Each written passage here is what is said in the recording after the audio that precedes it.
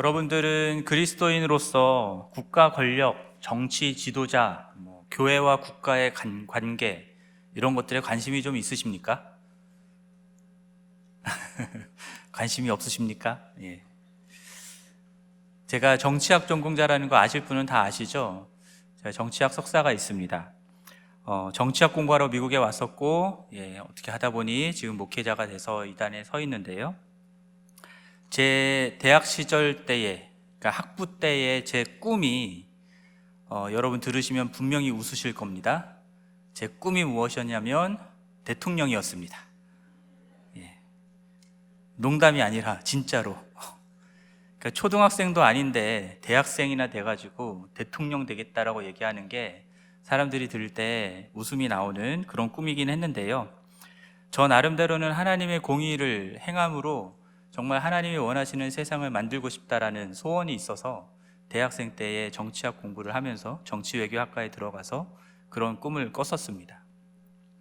물론 제가 그거를 너무 시리어스하게 꾸진 않아가지고 그거를 계속 추구해 나가지는 못했었고요.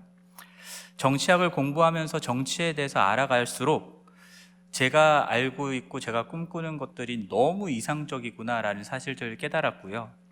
그리고 저라는 사람이 정말 정치적이지 않다라는 사실도 깨달아 알게 됐습니다.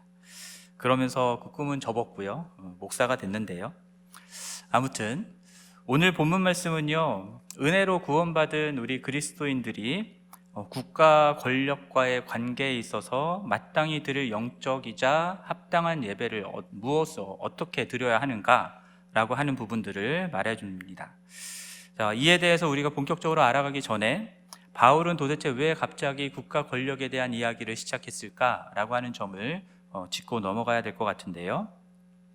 사실 12장부터 시작된 교회 형제자매들을 사랑하는 것, 그리고 지난번에 우리가 살펴보았던 원수까지도, 박해하는 자까지도 사랑하는 것, 그런 내용들을 말한 후에 느닷없이 국가 권력에 대한 이야기를 하는 것이 부자연스러운 부분이 있습니다.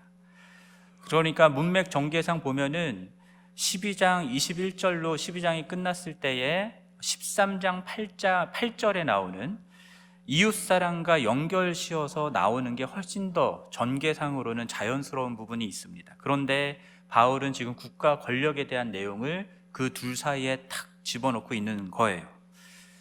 왜일까 생각을 해보면요, 이해가 가는 측면이 있습니다. 먼저는 저희가 앞에서 선으로 악을 이기라 라고 했던 것의 연장선에서 국가 권력과의 관계를 언급하고 있다라고 생각해 볼 수 있는데요. 그러니까 기독교에 대해서 박해하고 적대적인 로마 제국의 권세 아래 살아가고 있는 그리스도인들은 도대체 어떻게 사는 것이 선으로 악을 이기는 삶이냐라고 하는 것을 말해주기 위해서 국가 권력에 대한 이야기를 말하기 시작했다라고 볼 수도 있을 것 같고요. 그리고 우리가 앞에서 보았던 개인적인 차원에서 친히 원수를 갚지 말고 원수에게까지 사랑과 친절을 베풀라라고 말씀하셨던 그것은 개인적인 차원에서는 해야 되지만 국가적인 차원에서 국가 권력을 통해서 바로 그 원수 갚는 것을 할 수도 있겠다라고 하는 내용을 말해주고자 한 부분이 아닐까 싶은 부분도 있습니다. 그러면 어떻게 그렇게 되는지에 대해서 우리 1절 말씀부터 하나씩 보면서 살펴보겠는데요. 1절을 보면은 각 사람은 위에 있는 권세들에게 복종하라 라고 말씀합니다. 여기서 말하는 각 사람은 한 국가에 속한 모든 사람들일 수 있고요. 지금 로마 교회를 향해서 편지를 보내고 있으니까 로마 교회 각 사람들을 얘기하는 것일 수도 있겠죠. 그리고 위에 있는 권세라고 하는 것은 국가 권력 또는 국가의 지도자들을 이야기하는 것입니다. 그러니까 국가에 속한 모든 사람들 또는 이 로마 교회의 성도들은 그 국가의 권력 및 지도자에게 복종하라 라고 바울이 명령하고 있는 거예요. 그리고 이러한 복종에 대한, 국가 권력에 대한 복종의 명령들은 또 다른 성경에서도 나옵니다. 디도서 3장 1절 말씀 보면은 너는 그들로 하여금 통치자들과 권세 잡은 자들에게 복종하며 순종하며 모든 선한 일 행하기를 준비하게 하며 라는 말씀이 있고요. 베드로전서 2장 13절 말씀에서도 인간의 모든 제도를 주를 위하여 순종하되 혹은 위에 있는 왕이나 라고 하는 그런 구절들이 있습니다. 그러면은 국가 권력, 통치자들, 권세 잡은 자들, 인간의 모든 제도들, 이런 것들에 우리들이 복종해야 한다라고 말하는 바울이 제시하는 근거는 무엇인가 라는 것을 살펴볼 텐데요. 그거 다시 1절 말씀을 보면요, 권세가 하나님으로부터 나지 않음이 없기 때문이다라고 얘기합니다.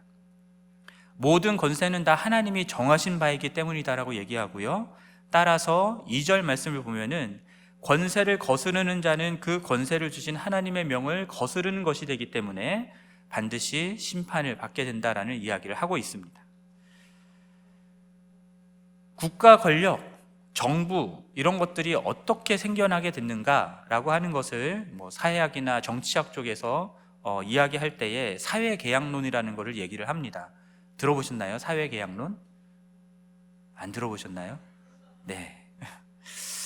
그러니까 자연 상태의 인간은요, 평등하고 자유롭고 그런 평등과 자유를 누리기는 하지만, 그러나 이기적인 존재이기 때문에 자신의 자유를 극대화하려고 한다라는 거죠. 그러다 보면 다른 사람들과 갈등이 생길 수밖에 없습니다. 서로의 자유가 충돌하니까요. 그때 갈등과 충돌이 생기고 불평등한 일들이 생길 수 있는데, 따라서 그러한 것들로부터 자신을 보호하기 위해서, 자신의 생명과 재산을 보호하기 위해서 자신이 가지고 있는 자유와 권리와 이런 갈등을 해결할 수 있는 권력까지 특정한 정부나 또는 권력자들에게 양도 위임한다라는 내용입니다.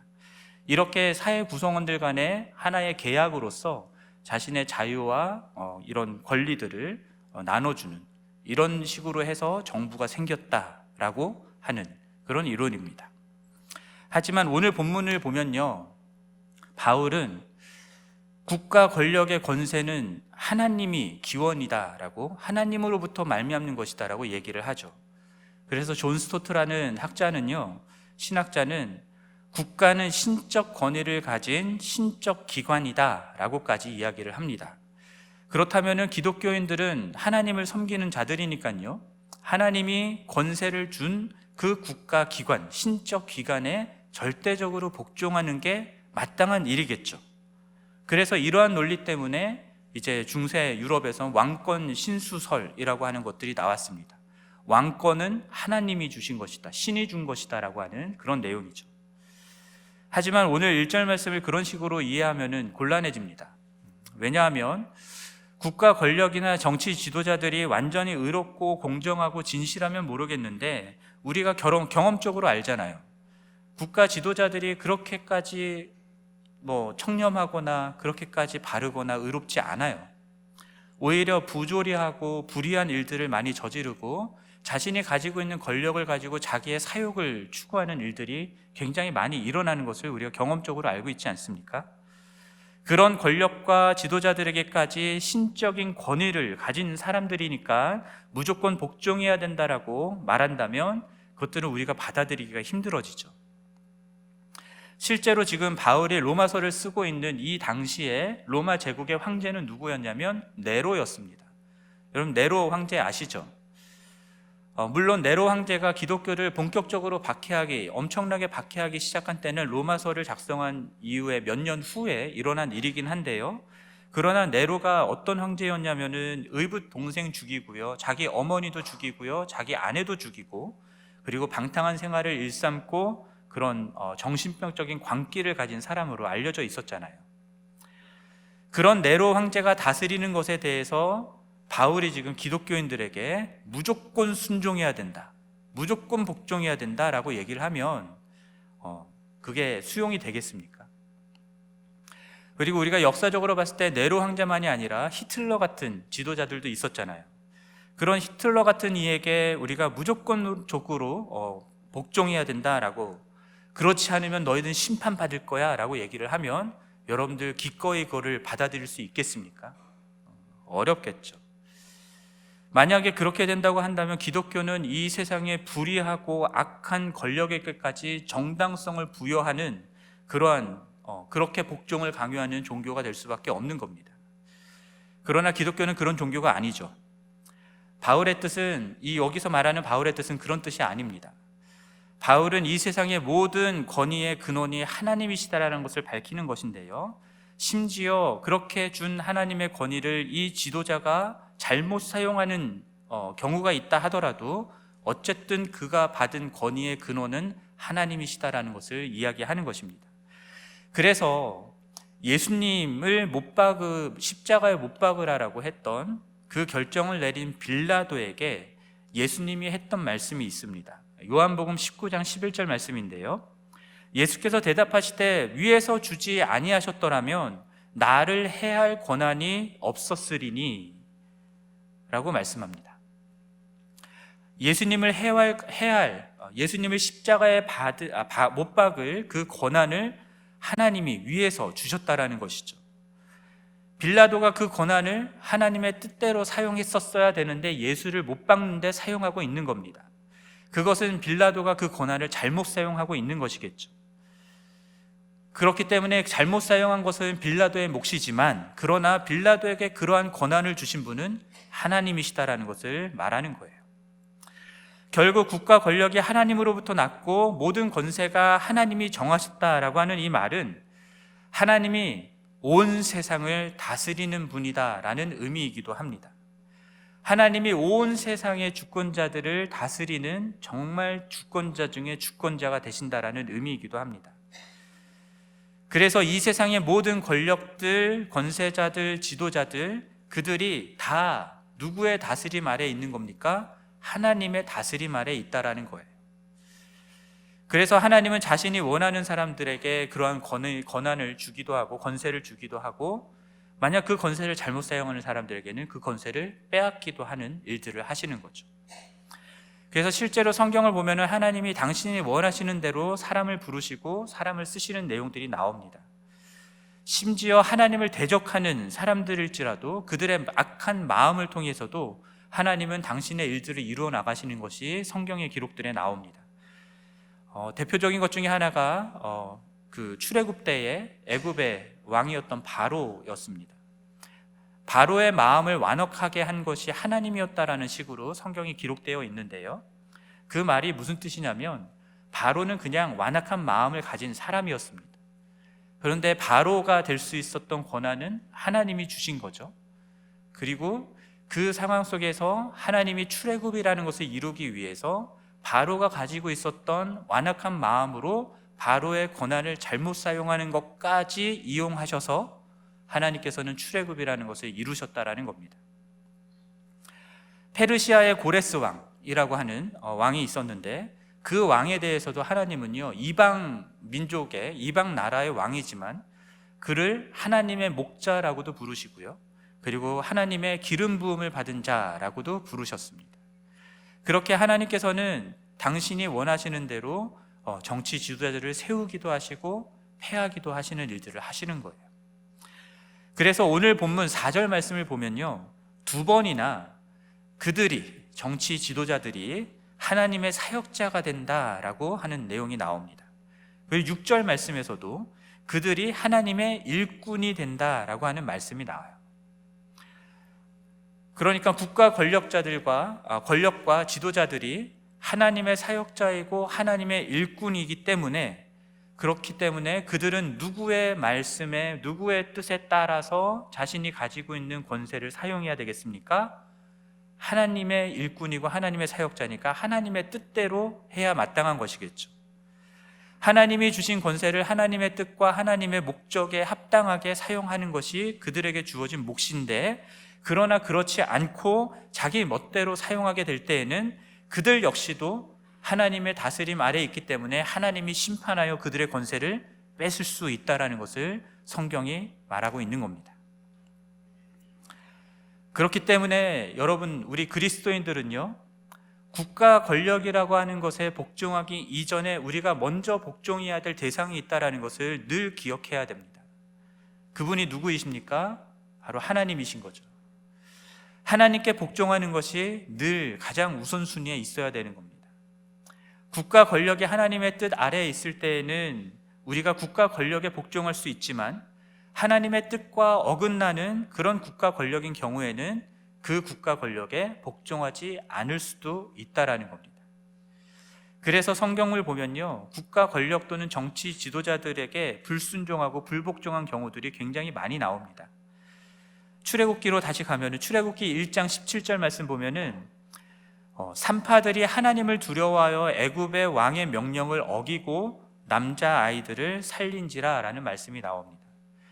그러니까 이 애굽의 왕이 히브리 사람들의 숫자가 점점 늘어나니까 히브리 산의 아이들을 다 죽이라라고, 태어나는 순간 죽이라라고 산파들에게 명령을 했던 것이죠. 하지만 이 산파들이 불복종했습니다. 불순종했습니다. 왜 그렇습니까? 하나님을 두려워했기 때문에. 하나님이 원치 않는 애굽 왕의 이 명령에 이 산파들은 하나님을 두려워했기 때문에 순종할 수가 없었던 겁니다. 그래서 명령을 어기고 남자아이들을 살려둔 것이죠. 그러면은 그렇게 왕의 명령에 불복종했기 때문에 이 사람들은 오늘 본문에 말하는 것처럼 거스른 자가 되어서 심판을 자치한 사람이 되었겠습니까? 아니죠. 왜 아니냐면 이 성경을 보면은 1장 말씀, 출애굽기 1장 말씀을 보면은 이 산파들에 대해서 하나님이 복을 내리시는데 이 산파들의 집안을 흥왕하게 하셨다라고 말씀합니다.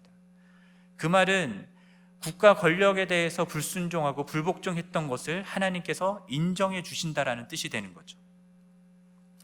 왕의 금신상에게 절하라고 명령하는 그 명령에 불순종하고 불복종했던 다니엘의 세 친구들도 있었습니다. 사드락과 메삭과 아벳느고, 그들이 이런 이야기를 했습니다. 왕이여, 우리가 섬기는 하나님이 계시다면 우리를 맹렬히 타는 풀무불 가운데에서 능히 건져내시겠고 왕의 손에서도 건져내시리이다. 그렇게 하지 아니하실지라도 왕이여, 우리가 왕의 신들을 섬기지도 아니하고 왕이 세우신 금신상에게 절하지도 아니할 줄을 아옵소서. 이들은 목숨을 걸고 불순종하고 불복종한 것입니다. 실제로 이 일로 인해서 이들은 풀무불에 던져졌지만 하나님께서는 그들의 머리카락 하나 그을리지 않은 채로 그 풀무불에서 건져내셨습니다. 그로써 이들의 불복종이 하나님의 뜻에 순종한 것이 되었다라는 것을 하나님께서 인정해 주신 것이죠. 다니엘서 6장 10절에서도 다니엘이 왕의 조서에 도장이 찍혔다라는 것을 알면서도 자기 집에 돌아가서는 예루살렘을 향하여 기도했다라는 내용이 나옵니다. 다른 신에게 기도하지 말라라고 하는 조서가 내려졌음에도 불구하고 다니엘은 그 왕의 명령 조서에 불복종하고 오히려 하나님께 기도하는 것들을 계속해 나갔다라는 것이죠. 그 일 때문에 다니엘은 사자굴에 던져집니다. 하지만 하나님은 그를 사자의 입과 발톱에서 건져내셨습니다. 그것을 통하여서 이 다니엘이 불복종한 것이 하나님께서 인정하는 일이다라는 것을 말씀해 주시는 것이죠. 신약에서도 마찬가지입니다. 사도행전 5장 29절 말씀 보면은 베드로와 사도들이 대답하여 이르되 사람보다 하나님께 순종하는 것이 마땅하니라 라고 하는 말씀이 있습니다. 사내들인 공의회가 모여서 예수 그리스도를 전하지 못하게 하는 거예요. 그때에 베드로와 사도들이 이런 한 말입니다. 사람보다 하나님께 순종하는 것이 마땅하다. 제가 말씀드렸던 이 모든 일들이요, 다 하나님의 뜻에 복종하기 위하여 국가 권력과 정치 지도자들에게 불복종한 경우들입니다. 결국은 하나님이 복을 내리시고 이들을 구원해 주셨습니다. 그로써 국가 권력에 불복종했던 이들을 하나님께서 인정해 주신 것이죠. 그러니까 우리가 국가 권력에 권세를 주신 하나님에게 복종하는 것이 먼저인 겁니다. 하나님의 뜻에 어긋나는 국가 권력에 복종할 수는 없습니다. 만약에 불복종하게 되면 당연히 대가를 치르겠죠. 하지만 그것이 죽음이 될지언정 우리는 그것에 저항하고 불복종하는 것이 마땅한 것입니다. 그럼 3절 말씀을 보면은 다스리는 자들은 선한 일에 대하여 두려움이 되지 않고 악한 일에 대하여 된다라는 말씀을 하시는데요. 그래서 권세를 두려워하지 않으려면 선을 행하면 되고 그러면 오히려 칭찬을 받게 될 것이다라는 말씀을 합니다. 그러니까 국가 권력을 두려워해야 될 경우는 국가의 법을 어기고 악을 저질렀을 때라는 것이죠. 그러면 국가가 가지고 있는 공권력에 의해서 제재를 당하거나 잡혀가거나 처벌을 당하는 일들이 일어날 수 있기 때문에 두렵다라고 얘기를 하는 것입니다.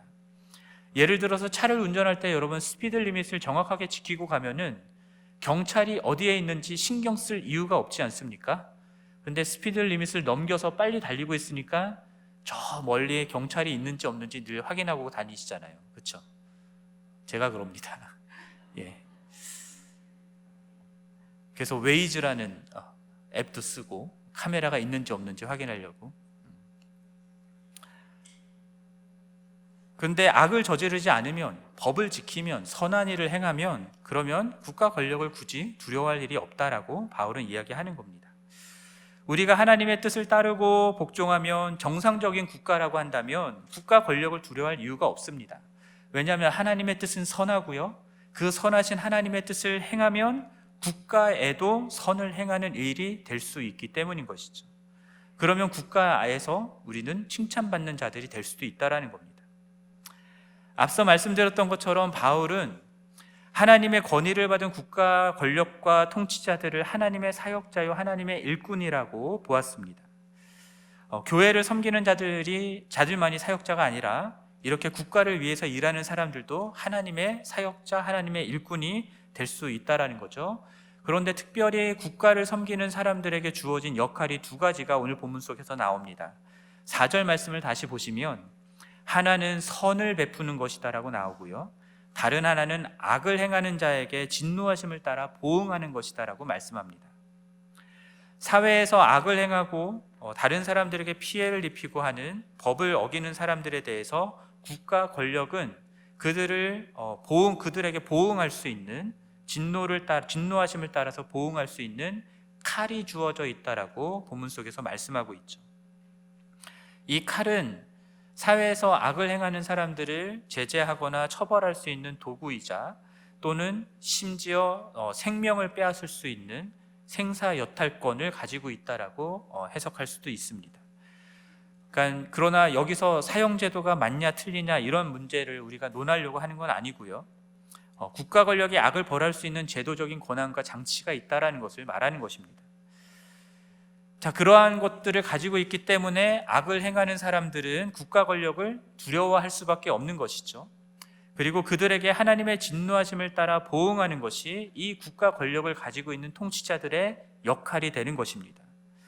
그렇다면 앞서 말씀드렸던 것처럼 12장에서 말씀하는 원수를 친히 갚지 말고 하나님께 맡긴다라고 하는 것과 이 부분은 연결되어 해석될 수가 있는 부분이 있습니다. 원수를 개인적인 차원에서 갚지 말고 하나님께서 권위를 주시고 칼을 쥐어주신 국가 권력에 맡겨서 악에 대하여 하나님을 대신하여 국가가 심판할 수 있게 하면 되는 것이죠. 국가의 법 집행을 통해서 이루는 것입니다. 국가가 하나님의 사역자가 되기 때문에 가능한 것이죠. 그러나 5절 말씀을 보면은 국가 권력이 가지고 있는 이 칼에 대한 두려움 때문에 복종하지는 말라라고 말씀하고 있습니다. 그러니까 진노 때문에가 아니라 양심을 따라서 복종하라라는 말을 하고 있어요. 그러니까 기독교인들은요, 우리 그리스도인들은 국가 권력의 칼이 휘두르는 그것이 두려워서 악을 저지르지 않는 자들이 아니라 하나님의 뜻에 복종하는 자로서 우리들의 양심을 따라서 법을 지키고 의무를 준수하는 사람들이어야 한다라는 겁니다. 그냥 단순히 그냥 수동적으로 처벌받지 않기 위해서 악을 행하지 않는다라는 차원이 아니라 하나님 앞에서 우리의 양심을 따라서 선을 행하는 긍정적이고 적극적인 차원의 삶을 우리들은 살아가야 된다라는 것을 이야기하는 것이죠. 그래서 베드로전서 2장 16절 말씀에서 이런 말씀이 있습니다. 너희는 자유가 있으나 그 자유로 악을 가리는 데 쓰지 말고 오직 하나님의 종과 같이 되라. 무슨 말입니까? 우리들이 하나님의 종이 되어야 되는데, 우리들이 하나님의 뜻을 따라서 순종하는 하나님의 백성인데, 그렇다고 한다면 하나님이 우리에게 주신 그 자유를 내가 잘못한 거 가리고 처벌받지 않기 위해서 쓰는 게 아니라 내 자유를 사용해서 기꺼이 하나님이 원하시는 그 선을 행하는 삶을 살라라는 뜻입니다. 그렇게 국가에게 맡겨진 역할들을 우리들은 그렇게 선을 행하는 삶을 통해서 잘 할 수 있게 해야 되는데, 그렇게 하기 위해서 필요한 것이 재정입니다. 그 필요한 재정을 충당하기 위해서 국가는 우리들에게 세금을 걷죠. 조세를 걷는 것도 하나님의 일꾼으로서 국가가 하는 일들을 최선을 다해 감당할 수 있도록 하는 것이기 되기 때문에 세금 납부의 의무를 충실히 이행할 것을 바울은 이야기하고 있습니다. 그러면서 7절 말씀에서 조세를 받을 자에게는 조세를 바치고 관세를 받을 자에게는 관세를 바치고 두려워할 자를 두려워하고 존경할 자를 존경하라 라고 하는 말씀으로 교회가, 그리스도인들이 국가와 어떤 관계를 맺어야 될지에 대한 말씀을 마치고 있습니다. 주석을 보니까 1세기 당시에 유대인들을 포함한 다양한 그룹들이 로마에게 세금 내는 것을 거부하는 운동들이 있었다고 해요. 아마도 바울이 지금 로마 교회의 성도들에게 국가 권력에 복종해야 될 의무로서 세금 납부를 충실히 하라라고 이야기하는 것이 바로 이러한 배경 때문에 있는 것은 아닐까라는 생각도 해봅니다. 그런데 세금 납부하는 것, 로마 정부에게 세금 납부하는 문제는 이 바울에게만 있었던 일이 아니라요, 예수님에게도 이러한 일들이 있었죠. 사람들이 찾아와서 예수님에게 가이사에게 세금 내는 것이 옳으냐라고 묻는 내용이 있었습니다. 그러면 예수님이 뭐라고 대답하셨죠? 가이사의 것은 가이사에게, 하나님의 것은 하나님에게 바치라 라는 말씀을 하셨습니다. 이 말인즉슨 하나님에게 복종하는 동시에 이 세상에 속한 우리들은 세상의 정치 권력들, 국가 권력에도 복종해야 될 의무가 있다라는 것을 말씀하시는 것이죠. 그리고 단지 세금만 납부하는 문제가 아니라 우리들이 양심을 따라서 행하며 마땅히 져야 될 의무들을 충실히 다하는 것, 모든 일들에 있어서, 국가가 요구하는 모든 것들에 있어서 해야 될 것을 하는 것으로 확대하여 해석할 수도 있을 것 같습니다. 그렇게 국가가 마땅히 해야 할 역할을 잘 감당할 수 있도록 함으로써 악을 처벌하는 그런 차원만이 아니라 하나님이 원하시는 이 세상 가운데 선을 행하고 선을 베푸는 그런 국가가 될 수 있도록 우리 그리스도인들이, 교회가 이 땅에서 국가의 관계를 잘 세워야 된다는 것으로 이해할 수도 있을 것 같습니다. 여러분들이 오늘 본문 속에서 보면은 바울이 국가가 가지고 있는 역할 자체를 굉장히 긍정적으로만 해석하고 있는 것들을 보게 됩니다. 그래서 선을 베푸는 거, 또 악을 보응하는 거, 이 두 가지에 대한 내용들만 얘기하고 있잖아요. 하지만 바울도요, 현실적으로 국가 권력이 그렇게 긍정적인 일들만 하지 않는다는 사실을 잘 알고 있었습니다. 바울도 로마 제국에 의해서 부당하게 억울한 일들을 당하는 일들이 있었거든요. 매질을 당한다거나, 재판도 없이 매질을 당한다거나 하는 일들이 있었죠.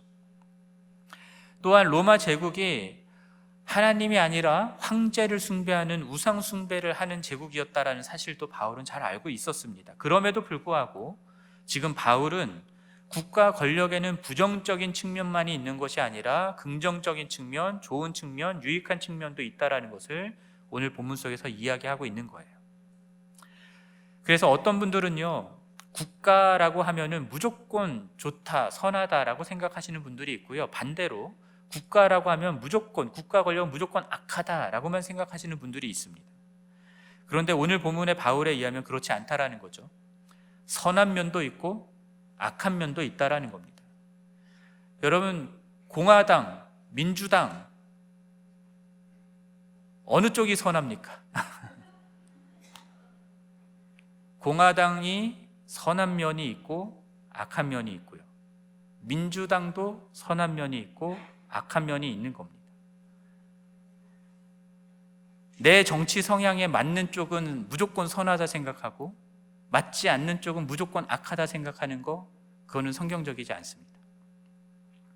그렇기 때문에 이 세상의 모든 세속 권력과 지도자들은 선한 면과 악한 면을 다 가지고 있다는 것을 우리가 생각해야 됩니다.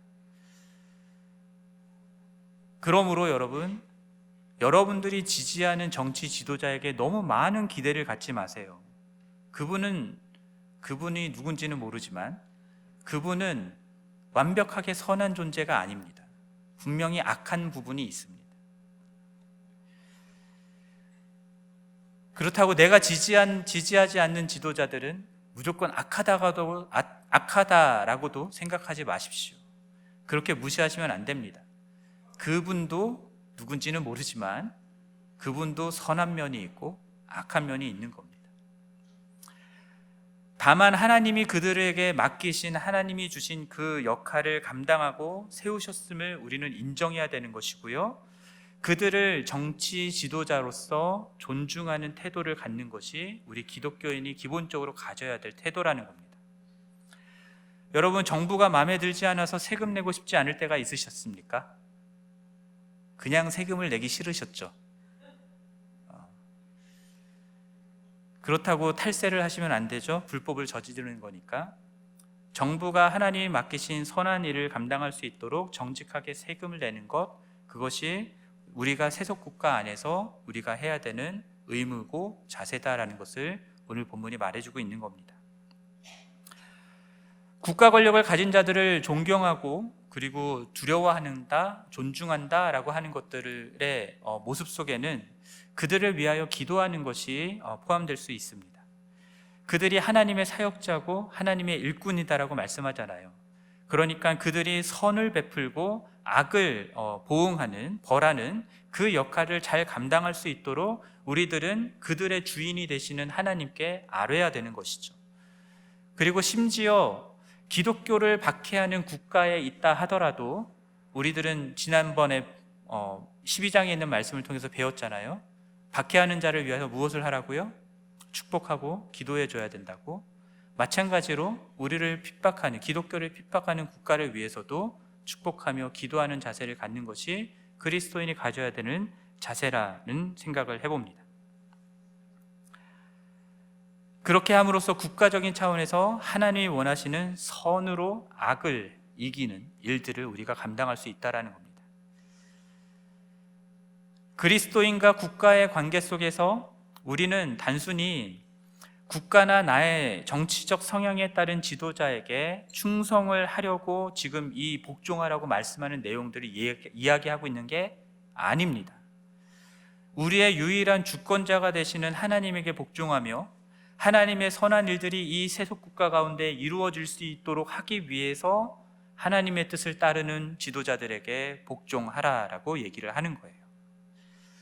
따라서 교회가, 그리고 그리스도인들이 너무 정치적이 되는 것은 경계해야 될 일이라 생각합니다. 기독교인들 중에 기독교 국가를 세우면 하나님께 영광이 될 것이다라고 생각하는 분들이 계신데요, 그렇지 않습니다. 기독교 국가를 세우고자 하는 노력도 여러분 경계해야 할 것 중에 하나입니다. 왜냐하면 역사적으로 기독교가 정치와 너무 가까이 있었을 때, 국가 권력과 긴밀하게 연결되어 있었을 때 하나님의 길을 바르게 간 교회는 하나도 없었습니다. 왜 있지 아십니까? 권력은 파워를 추구하거든요. 힘을 추구하거든요.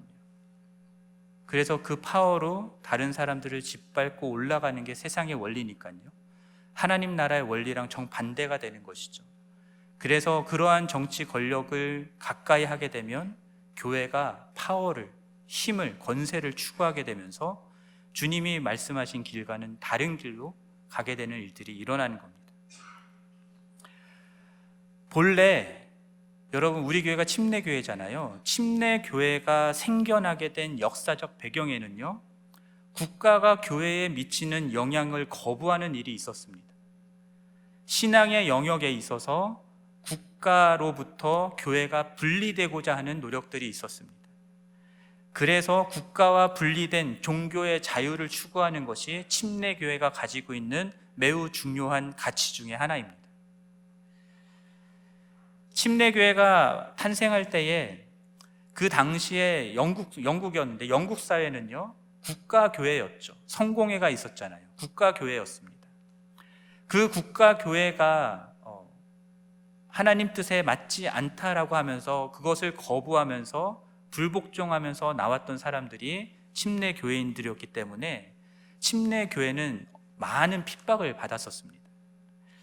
마찬가지로 오늘날 우리도 때로 이 세상에 있는 세속 국가 권력 또는 정치 지도자들이 하나님의 뜻에 반하는 일들을 하게 되면 불복종해야 되겠죠. 그러다 보면은 불이익을 당할 수도 있고, 그리고 억울한 일을 당할 수도 있고, 그런 대가를 치르는 일들이 있을 수 있습니다만, 그러나 우리들은 하나님의 뜻을 따르는 자들이기 때문에 그러한 대가를 기꺼이 감수하면서 가야 되는 것입니다. 그러한 대가를 추구한다고 하면서, 그리고 하나님의 뜻을 추구한다고 하면서 또 불법적인 것들을 하면 안 되겠죠. 그러므로 여러분, 국가 권력과 지도자들이 우리와 세상을 구원하는 자들이 아니다라는 사실을 기억하시기 바랍니다. 온 세상을 주관하시며 다스리는 하나님이 이 세상을 다스리시고 구원하시고 온전케 하시는 분이시다라는 사실을 기억하셨으면 좋겠습니다. 또한 우리가 속한 이 땅과 국가와 모든 지도자들을 다스리고 계시고 공의로 심판하실 분도 하나님이다라는 사실을 우리가 신뢰하실 수 있었으면 좋겠습니다. 그것을 이루실 그 하나님을 신뢰하면서 우리가 속한 이 나라와 우리의 자리에서 신실하게 하나님의 뜻을 위해 선을 행하며 이 국가에 복종하는 일들을 해나가는 그런 우리를 통해서 하나님의 나라가 이 땅 가운데 이루어지리라 믿습니다.